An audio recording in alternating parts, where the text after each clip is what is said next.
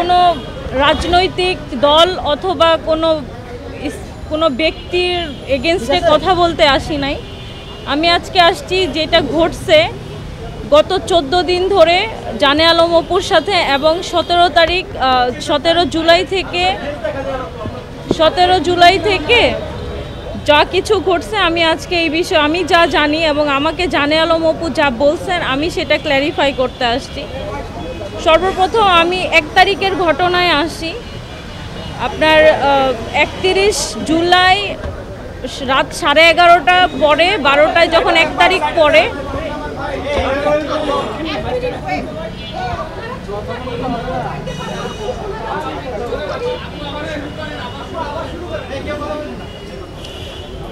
আসসালামু আলাইকুম, আমি জানে আলম অপুর ওয়াইফ। আমি আজকে কোনো নির্দিষ্ট রাজনৈতিক দল অথবা কোনো স্পেসিফিক পার্সনের বিরুদ্ধে কিছু বলতে আসি নাই। আমার হাজব্যান্ডের সাথে গত 17 জুলাই থেকে আজকে পর্যন্ত যা ঘটছে আমি সেগুলোই ক্ল্যারিফাই করব, যেটা আমাকে জানে আলম অপু জানাইছে। এখন আমি প্রথমে আসি 1 তারিখের ঘটনায়। 31 তারিখ রাত 11:30টার পর থেকে 31 তারিখ রাত 11:30টার পর থেকে 1 তারিখ সকাল 7:30টা পর্যন্ত এই সময়টাতে অপু কিন্তু মিসিং ছিল। এখন মিসিং ছিল বলতে তাকে রাত 11:30 বাজে হচ্ছে গিয়ে দুইটা বাইকে করে তাকে একটা জায়গায় নিয়ে যাওয়া হয়। সেখানে গতকালকে যে অপুর বিবৃতিটা ভাইরাল হয়েছে, অপু সেখানে তার 35 মিনিটের কথায় অনেক কিছু বলছে। এই বিষয়গুলো কিন্তু আসলে অপুকে ওইখানে রেখে কাটসাট করে একটু করে শিখিয়ে দিয়ে এইটাকে অ্যাড করে একটা ভিডিও কালকে প্রকাশ করা হয়েছে। অপুকে মূলত অ্যারেস্ট করা হয়েছে সকাল 7:30 বাজে গোপীবাগ থেকে। হ্যাঁ, অনেকে জানে অনেকে জানে না। গোপীবাগ একজনের বাসার সামনে বা গলি থেকে ওকে অ্যারেস্ট করা হয়েছে, ডিবি অ্যারেস্ট করছে। অ্যারেস্ট করার পরে ওকে কিন্তু 7:30 বাজে অ্যারেস্ট করে 11টার পরে অ্যারেস্ট দেখাইছে। এই যে 4 ঘন্টা এবং 4.5 ঘন্টার সময় অপুকে অমানবিক নির্যাতন করা হয়েছে। ডিবি পুলিশ আমাদেরকে অপুর কোনো সন্ধান দেয় নাই। তারা সকাল 11:30টার পরে যখন মিডিয়া জানছে, তারপরে থেকে রাত 12টা পর্যন্ত তারা ঢাকার বিভিন্ন জায়গায় অপুকে নিয়ে ঘুরছে। তারা কিন্তু অপুকে 24 ঘন্টার মধ্যে কোর্টেও উঠায় নাই। 2 তারিখে দুপুর 3টার পরে অপুকে কোর্টে উঠাইছে এবং 10 দিনের রিমান্ড দাবি করছে, এটা সবাই জানে, এবং 4 দিনের রিমান্ড মঞ্জুর করছে। আমার লয়ার বলছিল, অর্থাৎ অপুর লয়ার বলছিল যে অপু কিন্তু মূলত জুলাইয়ের আহত যোদ্ধা। তার কিন্তু নিউরো সায়েন্স হসপিটালে চিকিৎসাধীন অবস্থায় সে এখনও আছে, তার ব্রেনে ড্যামেজ আছে। তো আমরা ওইগুলো মেডিকেল পেপার সাবমিট করে অনেক রিকোয়েস্ট করছিলাম ওকে যেন রিমান্ড না দেওয়া হয়। তারপরেও 4 দিনের রিমান্ড দেওয়া হয়েছে। এই 4 দিনের রিমান্ডে অপুকে অমানবিক নির্যাতন করছে। এই 4 দিনের মধ্যে পুলিশ এবং ডিবি উভয় আমাদেরকে হয়রানি করছে। আমি গুলশান থানা টু ডিবি অফিস টু আবার গুলশান থানা থেকে আমি কেরানীগঞ্জ কারাগার পর্যন্ত অপুর জন্য খোঁজ খবর নিয়েছি। 3 তারিখে যেটা হয়েছে, 2 তারিখে তো অপুকে রিমান্ডে নিয়ে চলে গেল। 3 তারিখে আমি তদন্তের কাছে ফোন দিছি যে এই মামলার তদন্তে আছে। আমি বলছি অপু কোথায় আছে, ওনারা বলছে আমাদের কাছে অপু নাই। পরে আমি ডিবির কাছে গেছি, ডিবিও বলছে আমাদের কাছে অপু নাই। পরে আবার আমি যখন গুলশান থানায় তদন্তের কাছে গেলাম, উনি বলল যে আমরা অপুকে কোর্টে চালান করে দিছি, অপু আমাদের কাছে না। হইতে পারে ওনাদের তদন্তের স্বার্থে ওনারা আমাকে মিথ্যা কথা বলছে, কিন্তু ওনারা আমাকে এইটুকু বলতে পারতো যে অপু আমাদের কাছে আছে, সেফ আছে। এবং 6 তারিখে রিমান্ডের পরে যখন অপুকে উঠানো হয়েছে, হ্যাঁ, তখন 6 তারিখে যখন উঠায় কোর্টে, তখন অপু কিন্তু 164 দিছে, হ্যাঁ, পুলিশের কাছে এবং ম্যাজিস্ট্রেটের কাছে 164 দিছে। সেখানে কিন্তু সে কোনো ব্যক্তির নাম স্বীকার করে নাই যে তাকে দিয়ে কে চাঁদাবাজি করায় বা তাকে চাঁদাবাজ বানাইলো কে। ঠিক আছে, অপুর কিন্তু পূর্বে চাঁদাবাজির কোনো রকমের রেকর্ড নাই। সে একদম নিরেট অসহায় একটা ছেলে। বাবা মারা গেছে, মা আছে, জীবিত আছে, কিন্তু মা অন্যত্র বিয়ে করছে। অপুর কিন্তু বাবা মা, সেই সূত্রে বাবা মা কেউ নাই এবং ওর পাশে দাঁড়ানোরও কেউ নাই। এই কঠিন সময়টাতে অপু যে নিজে কিভাবে ফাঁসছে। এখন আসি আমি 17 তারিখের ঘটনা। 17 তারিখে 16 তারিখ থেকে ওরা শাম্মী আহমেদকে ধরার জন্য গুলশানের বিভিন্ন জায়গায় বিভিন্নভাবে টহল দিচ্ছিল, কীভাবে ওদের কাছে নিউজ ছিল যে শাম্মী আহমেদ ওখানে আছে। তো শাম্মী আহমেদকে ধরারই মেন উদ্দেশ্য ছিল। অপু কিন্তু জানতো না পরবর্তী ঘটনা কি হবে বা এখানে চাঁদাবাজির ঘটনা ঘটবে কিনা বা কিছু। এটা পুরাটাই একটা প্ল্যান ছিল, পূর্ব প্ল্যান, যে এই সমন্বয়ক অথবা আপনার এই এনসিপির নেতাদেরকে দাবায় রাখার জন্য একটা নির্দিষ্ট দল ওদের পিছনে লেগে আছে। কারণ ওদেরকে ইউজ করে অনেক বড় একটা স্বার্থ সিদ্ধি করতে পারে অনেকগুলা দল। প্রত্যেকটা দলই তাদের এগেনস্টে কথাবার্তা লিখে তাদেরকে দাবায় কিন্তু তাদের স্বার্থ হাসিল করতে পারে। সেই উদ্দেশ্যে অপুকে এখানে ফাঁসানো হয়েছে। অপু ওই বাসায় অপুদেরকে ডেকে নিয়ে যাওয়া হয়েছে। অপুরা নিজে থেকে ওই শাম্মী আহমেদের বাসায় ভিতরে যায় নাই। এবং দেখেন, আপনারা ভিডিওতে দেখছেন অপুর পাশে একটা ব্যাগ রাখা হয়েছে, সেখানে দাবি করা হয়েছে যে 10 লাখ টাকা আছে ওই ব্যাগের মধ্যে। ওই ব্যাগটা কি ওরা জোরপূর্বক চাঁদা হয় কিভাবে? জোরপূর্বক টাকা আদায় করলে চাঁদা হয়। কারো কাছ থেকে বেআইনিভাবে জোরপূর্বক টাকা আদায় করলে সেটা চাঁদা হয়। ওই লোক নিজে এসে অপুর পাশে ব্যাগটা রাখছে। অপুকে উনি ইচ্ছাকৃতভাবে টাকা দিচ্ছে। ওনার স্বার্থটা কি? অপু আর রিয়াদের মতো ছোট ছোট ছেলেদেরকে উনি কেন এত টাকা দিবে? ওনার স্বার্থটা কি? ওনাকে কেউ প্রশ্ন করছে? বা শাম্মী আহমেদকেই বা কেন এখনো গ্রেফতার করা হয় নাই? কেউ কি প্রশ্ন করছে? ছুড়ে ফেলে নাই? অপু বা রিয়াদকে ওনারা কেন এত টাকা দিতে বাধ্য? এই প্রশ্নটা কেউ করে নাই কেন? অপু ওইখানে যাওয়ার পরে বুঝতে পারছে যে সে টাকা অফার করছে, এবং পরবর্তীতে যখন রিয়াদকে নিয়ে বাইরে চলে আসছে তখন অপু অবজার্ভ করছে যে এখানে অন্য ঘটনা ঘটছে। কারণ অপু এর আগে কোনো দিন কারো কাছ থেকে 1 টাকা কেউ বলতে পারবে না। হ্যাঁ, অপু দরাজ কণ্ঠের, অপুর অনেকের সাথে খারাপ সম্পর্ক, কারণ অপুকে দিয়ে ওরা তাদের স্বার্থ হাসিল করতে পারে নাই।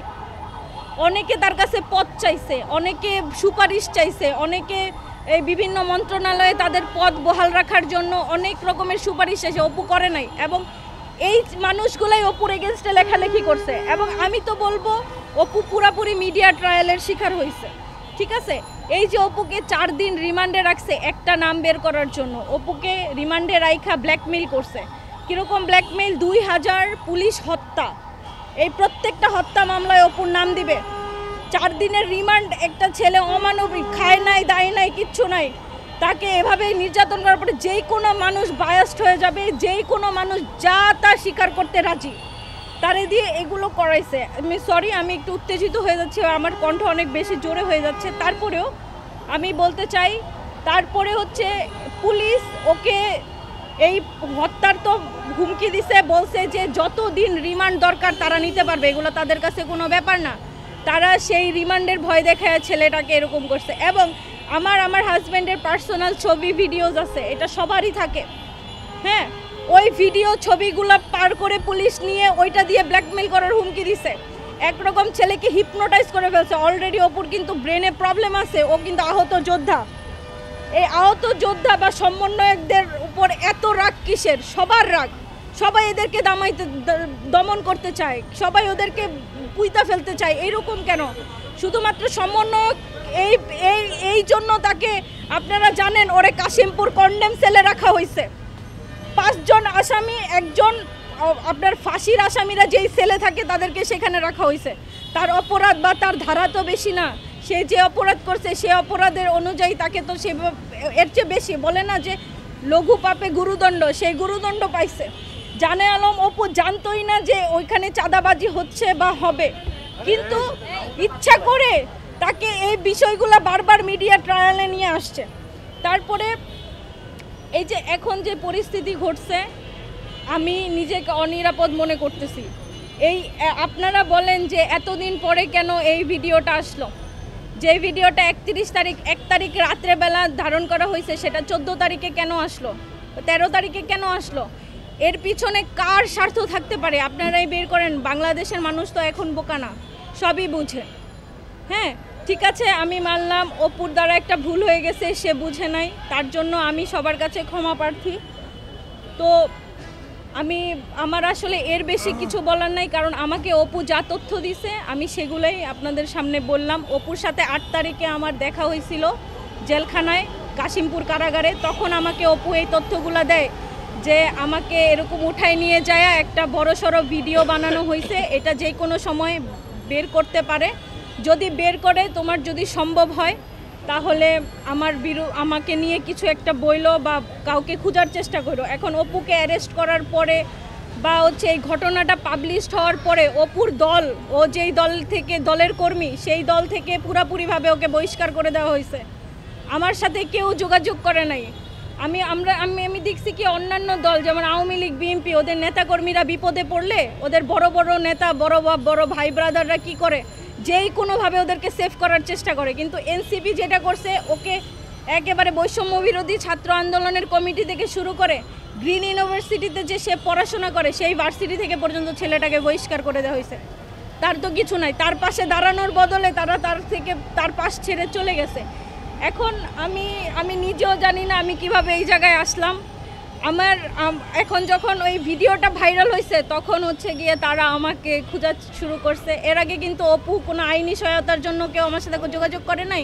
অপু কেমন আছে, কোথায় আছে, এটা জিজ্ঞেসও আমাকে কেউ করে না। এটা তাদের কাছে কোনো ব্যাপার না। কিন্তু স্বার্থে বা সবাই দূরে সরে যায়, স্বার্থে আবার সবাই কাছে আসে, ঠিক আছে। কিন্তু আমি সবার কাছে বলবো, অপু কোনো দিন চাঁদাবাজ ছিল না, অপু চাঁদাবাজি করে নাই, অপুকে দিয়ে কেউ চাঁদাবাজি করায়ও নাই, ঠিক আছে। অপু পুরাপুরি একটা মিসআন্ডারস্ট্যান্ডিং, মিসম্যাচের মধ্যে ঢুকে গেছে।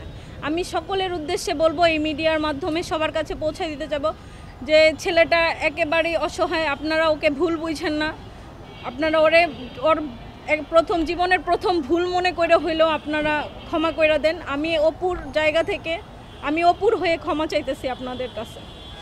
আপনি তো শুরু থেকেই দেখলাম যে আমার ব্যানারে তো ইশরাকের প্রত্যেকই জানে আলমের নির্যাতনের কথা বলা হয়েছে।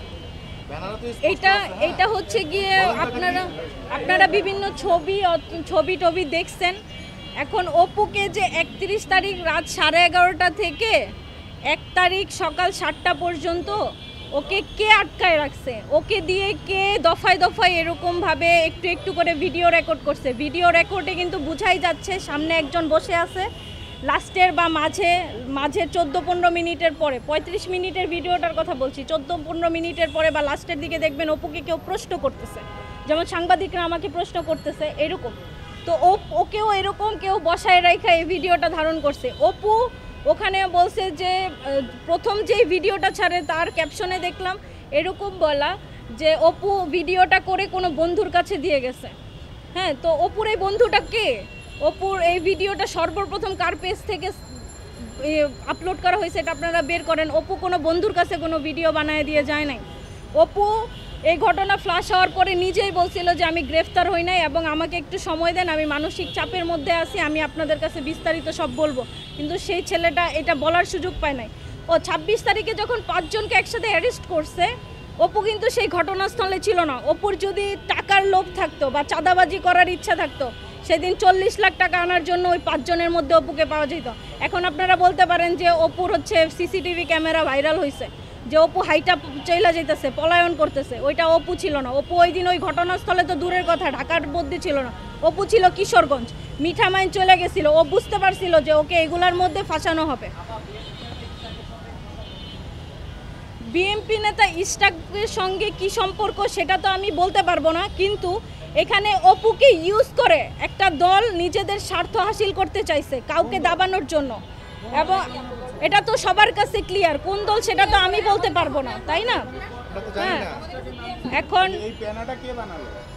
আমি আপনাদেরকে বলতেছি যে 31 তারিখ রাত 11:30টার পর থেকে 7টা পর্যন্ত ওকে যে বন্দি করে রাখলো, ওইখানে ওর যে স্বীকারোক্তি নিল, এই স্বীকারোক্তিটা নিল কারা? এবং গোপীবাগ কার বাসা? গোপীবাগ কার বাসা? ইশরাক ভাইয়ের বাসা না? এবং অপুকে তো ইশরাক ভাইয়ের বাসার সামনে থেকেই ধরছে। এবং আপনারা দেখেন কয়েকটা ছবি ঘুরে বেড়াচ্ছে, এগুলো তো সব ইশরাক ভাইয়ের বাসাতেই। তো এখানে তো বলার সন্দেহর কিছু নাই যে অপুকে নিয়ে ইশরাক ভাই জোরপূর্বক এগুলো করাইছে। এবং যেই ধারণা সেটা হচ্ছে যে অপুকে উনি হয়তোবা আইনি সহায়তা দেওয়ার কথা বলছিল, যে তুমি আমাকে শুধু একটা নাম বলবা, তোমার নাম একটা নাম বলবা, যে কোনো উপদেষ্টার একটা নাম বলবা, হয়তোবা আসিফ নয়তো নাহিদ, কারো একটা নাম বলবা যে তোমাদেরকে দিয়ে চাঁদাবাজি করায়, তাইলেই হবে। তোমার যত রকমের হেল্প লাগে আমরা তোমাকে করবো। হাইপোথিসিস, আপনার ধারণা এরকম হতে পারে বলতেছেন, তাই জি না? জি আপু গোপীবাগে তো আমি ভিডিওতে বলছো 26 তারিখের পর প্রতিনিয়ত আপনার সঙ্গে কথা হতো, তখন তিনি আপনাকে কি বলছেন? তখন এই উনি চাঁদাবাজি সংশ্লিষ্ট কোনো কিছু বলেছেন? না উনি বলছে যে আমি পুরাপুরি ফেসে গেছি, এটা আমি বুঝতেই পারি না, আমি নিজে যাই ওইখানে এইরকম সিচুয়েশনে পড়ে যাব। আমি জানতামই না যে ওইখানে রিয়াদ টাকা নিতে গেছে বা ওই আঙ্কেলও আইসা রিয়াদকে টাকা দিবে, এগুলো অপু জানতোই না। অপু গেছে শাম্মী আহমেদকে ধরার জন্য, এটাই ওর উদ্দেশ্য, আর কোনো উদ্দেশ্য ছিল না। ঠিক আছে, এখন এই 31 তারিখের রাতে থেকে সকাল 7টা পর্যন্ত এই সময়টাতে অপু গোপীবাগে ছিল। গোপীবাগ থেকে অপুকে অ্যারেস্ট করছে। আপনারা ডিবির কাছ থেকে খোঁজ খবর নেন, ওনারাই তো বলবে ওরা কোত্থেকে নিয়ে আসছে। গুড পয়েন্ট ভাইয়া, এই যে রিমান্ডে নিছে, আমরা জানি রিমান্ডের পরে কোর্টে উঠানোর পর একটা মেডিকেল রিপোর্ট জমা দিতে হয়। অপুর জন্য পুলিশ কোনো মেডিকেল রিপোর্ট জমা দেয় নাই। আমরা আবেদন করছিলাম মেডিকেল করার জন্য, সেটাও গ্র্যান্ট করে নাই। এই হচ্ছে অবস্থা। অপুকে মেরে রক্তাক্ত করে ফেলছে, ছেলেটা ঠিকমতো দাঁড়াইতে পারে না। হসপিটালেও কালকেও হচ্ছে 10 মিনিটের ফোন কল থাকে প্রত্যেক আসামির জন্য সপ্তাহে একবার। অপু আমাকে গতকালকে ফোন দিছিল, বলল সকালবেলা মেডিকেল টিম তার চিকিৎসা করে গেছে, তাকে মেডিসিন দিয়ে গেছে। তো তার অবস্থা খুব একটা ভালো নয়, আমি এটা বলতে পারি আর কি। তাকে নির্যাতন করা হয়েছে সেটা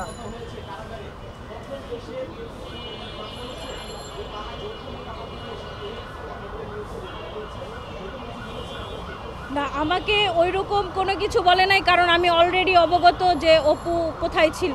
অপু ছিল গোপীবাগে, আপনার সাদেক হোসেন খোকার যে বাসা, হ্যাঁ সেইখানে অবস্থানরত ছিল অপু সারা রাত।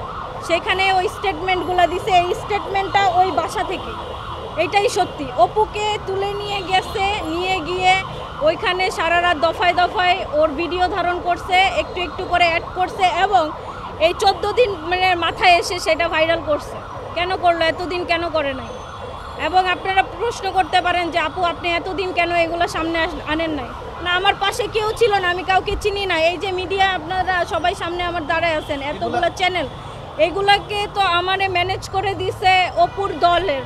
যখন অপুর এনসিপির উপরে প্রশ্ন আসলো, যখন এনসিপির উপরে প্রশ্ন চলে আসলো, এনসিপির স্বার্থে চলে আসলো, তখন তারা আমাকে এখানে নিয়ে আসছে। আমি এতদিন এই কথাগুলো বলার মানুষ পাচ্ছিলাম না, আমি কাকে বলতাম?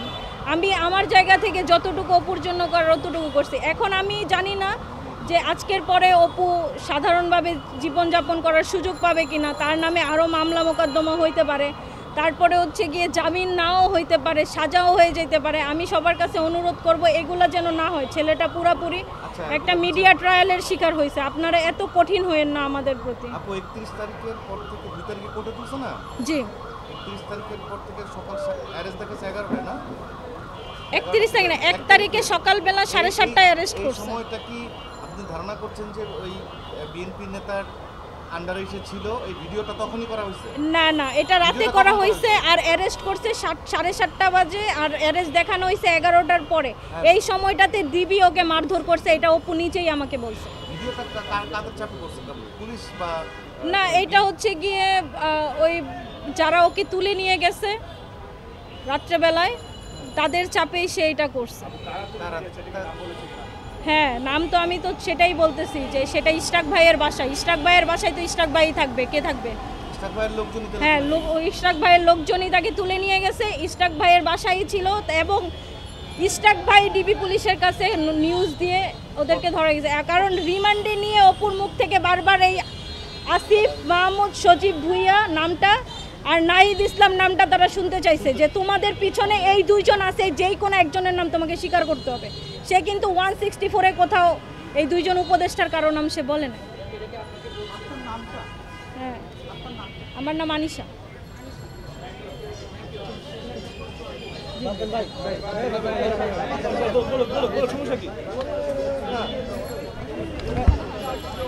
আমি বলবো যে আমি এখন নিরাপত্তাহীনতায় ভুগতেছি।